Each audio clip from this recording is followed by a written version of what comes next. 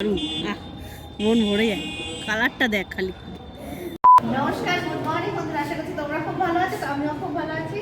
আজ হচ্ছে নবদ্বীপ ঘুরতে এসেছি, মায়াপুরে ঘুরতে এসেছি। তো আমরা সেখানে সকালবেলা উঠে আমি উঠেছি 9টার সময়, আর হাজবেন্ড উঠেছি কটার সময় উঠেছে। ও বাড়িতে যেরকম করে ঠিক ও এখানে উঠেছি একই রকম, কোনো সিস্টেম আর আলাদা নেই। সেই সকালবেলা উঠেছে, স্নান করেছে, ওয়াশরুমে গেছে, তো যা যা কাজ সারা করে নিয়েছে। আমি আর ছেলেদের দেরিতে উঠেছি, আর মা উঠেছে, মাও তারপরে করে উঠে গেছে। এখন সবাই ফ্রেশ হয়ে স্নান টান করে বেরিয়ে যাচ্ছি ঘুরতে সারাদিনের জন্য। আর যেখানে যেখানে যাবো তোমাদের সঙ্গে সেটা আমি শেয়ার করবো। চলো টাটা। তাই কেন?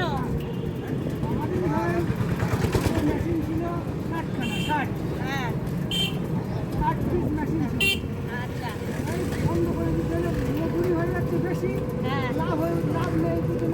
তো টোটো থেকে নেমে পড়লাম, নেমে গিয়ে এক মন্দিরে ঢুকলাম, নবদ্বীপে মন্দিরে মহাপ্রভুর স্থানে। তো সেখানে গিয়ে না মানে আগেই বলে দিল যে ভেতরে ক্যামেরা করা যাবে না। তার আগে জুতোগুলো এক জায়গায় খুলে নিলাম, জুতো পরে ওঠা যাবে না। তো বাইরে যেইটুকুনি তোমাদের সঙ্গে মন্দিরের আশপাশেগুলো শেয়ার করছি সেইটুকুনি।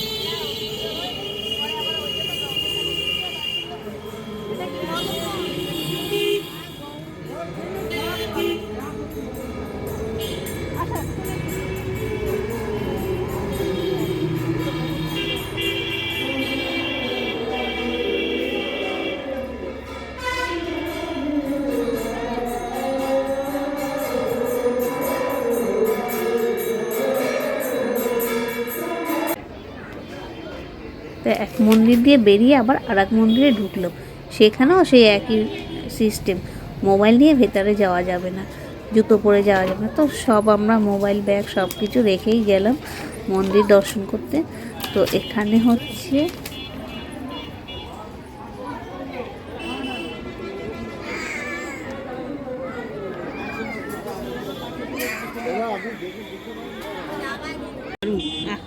মন ভরে যায়, কালারটা দেখ খালি। এই যে ওপাশে মন্দির, তো এখানে না অনেক ছবি তুলতে দেয় না, জানো তো। তো বাইরে ছবি তুলছি, তো ভিতরে তো তোলা নিষিদ্ধ, তো তোলাও যাচ্ছেও না। ক্যামেরা দেখলেই না, মানে ক্যামেরা কেন, ফোন দেখলেই হাতে অফ করে দিতে বলছে। এই যে নিমাই জন্মস্থানে এসেছি, তো খুবই সুন্দর পরিবেশটা, দারুণ লাগছে, মনোরম পরিবেশ। তো ওখানে আমার এত কিছু জানা নেই অবশ্য, তো আমার এই সামান্যটুকু জানি, কিছুই জানি না, হয় আর কি, যেইটুকুনি জানি সেইটুকুনি তোমাদের সঙ্গে শেয়ার করছি। নিমাই জন্মস্থান, তো এর ইতিহাস অনেক আছে, তো আমার এগুলো কিছুই জানা নেই বলে তাই তোমাদের সঙ্গে আমি সেটা শেয়ার করতে পারছি না। তো পরিবেশটা দারুণ সুন্দর, তোমরা একটু একবার ঘুরে যেতে পারো, দারুণই। মহাপ্রভুর জন্মস্থান, আম গাছটা দেখ না, দারুণ। পুকুরটা দেখ, মানে মহাপ্রভু স্নান টান করা হয়েছে। তো আমার কিছু সেরকম জানা নেই কোনো। বাগানটা ধর না, আম গাছ হচ্ছে কত, কারি পাতা, প্রচুর কারি পাতা হয়েছে। হ্যাঁ, একটা বাগান এটা। চলো আসো, আমার ওইদিকে মন্দির দেখতে হবে। চলো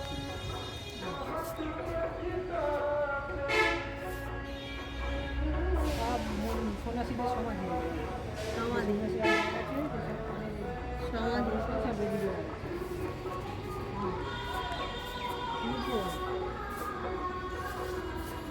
ওই রকম না, চারিদিকে ধর, ওপর দিয়ে দাও,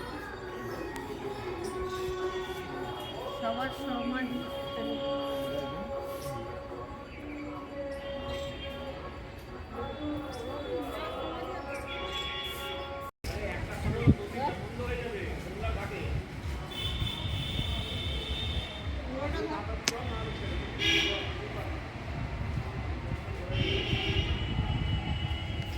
শ্রী মহাপ্রভুর মাসির বাড়ি এটা, আসলাম এখানে, তো বেশ ভালো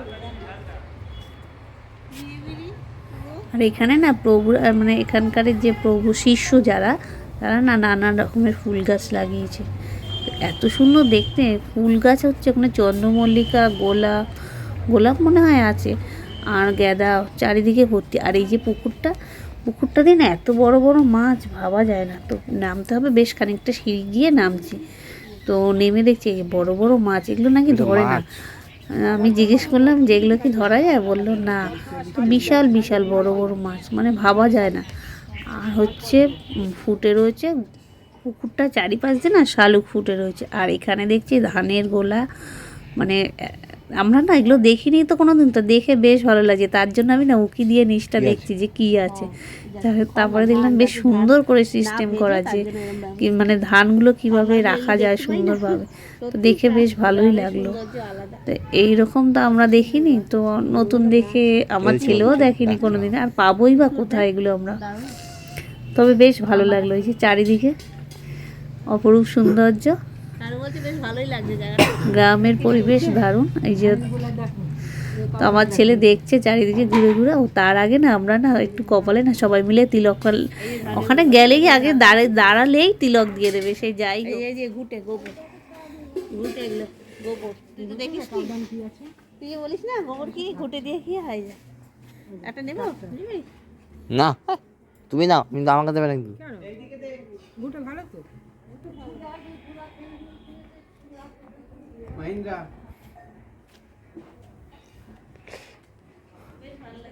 গোলাবাড়ি ধানের গোলাটা নেই। এটা কি আছে গা এরম ভাবে?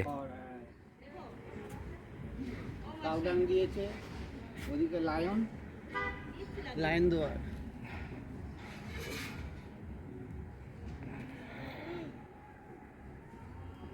ভুট্টা খেত মনে হচ্ছে।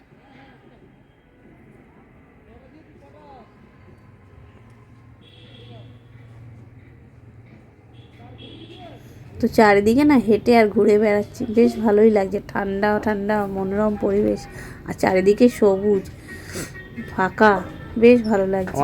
তো হাঁটতে হাঁটতে না তারপরে ক্লান্ত হয়ে গেছি, তারপরে গিয়ে না জুস খেতে বসলাম। ঠিক আছে, দেখবে তুমি দেখবে। এগুলো 70 টাকা, আর এদিকে 60 টাকা।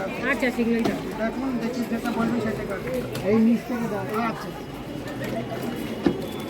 ডাবটার দাম বেশি পড়ছে, সবই দামে তো বেশি। হ্যাঁ, এখানে একটু দাম ভালো। খাবো না তো, তোরা আমাকে ডাব দেবে। এই যে নিচের এইগুলো কাঁচা। ডাব দাও। এটা কি? হ্যাঁ, এটা জুস, লেমন জুস আর মুসম্বি জুস কিনলাম। তো তার আগে না চাও খেলাম। এই যে বাইরে বেরিয়ে টুকটাক খাওয়া দাওয়া বেশি।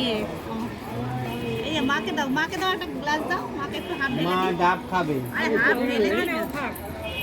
তুমি আর ছেলে খাও। আরে বাবা নে, দুটো তিনটা টানো, তুমি খাও, ওকে একটা আমি দাও। দিচ্ছি, পুরোটা খাও না। আরে তুই আর আমি এটা দিই, এত 60 টাকা দিয়ে দাও। আরে খাও তো।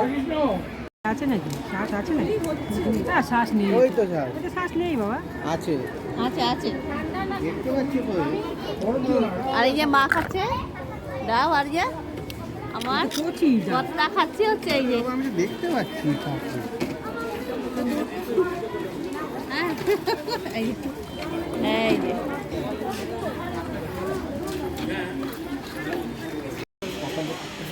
এটা হচ্ছে নতুন মন্দির তৈরি হচ্ছে, এটা জানিস তো বাবু? এটা নতুন মন্দির তৈরি হচ্ছে, ওই 1-2 বছর পর উদ্বোধন হবে। তো বিশাল বড় আয়তন এটা।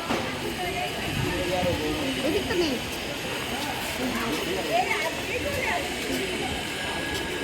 তো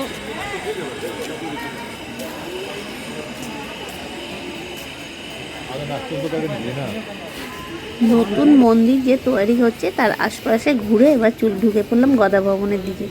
যে সেই দিকে ঢুকে বেশ ভালোই লাগলো দেখে। তো খাবারের জন্য কুপন কাটতে চলে গেল, তো ভেতরে ক্যামেরা করতে দিচ্ছিল না, কোথাও ভেতরেই ক্যামেরা করতে দিচ্ছিল না। ক্যামেরা করা নিষিদ্ধ আছে, তার জন্য না ফাইন হয়ে যাবে 1000 টাকা করে লেখাও আছে। আর বাইরেটা গদা ভবনের বাইরে সামনেরটা ধরছি, যে এত সুন্দর যে গাছ, শীতের যে ফুল গাছ, দেখো কত সুন্দর বড় বড়, তাকিয়ে থাকার মতন। আর সন্ধেবেলা না আরতি দেখে আমরা বেরিয়ে পড়লাম, তখন দেখলাম প্রভুপাদের যে রথ আসছে, তো ভারী সুন্দর, দেখো পুরোটাই কাঠের তৈরি আর কাঠের চাকা, আর সবাই ঠেলে নিয়ে যাচ্ছে। এটা সন্ধেবেলার দিকে। তো তোমাদের সঙ্গে এইটুকুনি শেয়ার করলাম। গদা ভবনে ঢুকে দুপুর 3টের সময় না টিকিট কেটে রেখেছি, 50 টাকার কুপন। তো সেখানে রাতের খাবারের জন্য ব্যবস্থা করেছি, তো ওখানে সবাই খেতে পারে, বেশ সুন্দর খাবার দাবারের ব্যবস্থা। তো ব্লগটা যদি ভালো লাগে লাইক শেয়ার কমেন্ট করে